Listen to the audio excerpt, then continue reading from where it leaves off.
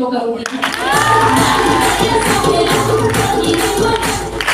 और आज मेरे पापा खुद बोलते हैं, यकीन करते मेरे पापा कि हम सोचे नहीं थे कितना पैसा कमाएंगे करके, लेकिन आप पैसा कमा रही हो किस प्रकार से, और जिस प्रकार से मेरे ऊपर विश्वास है, मेरे टीम लोग, मेरे परिवार लोग 100% सबके गरीबी को खत्म करने के लिए, अपना गरीबी तो खत्म करूंगी, लेकिन सबके गरीबी को खत्म करने के लिए दिन और रात एक करके काम करूंगी और सिस्टम में रहूंगी।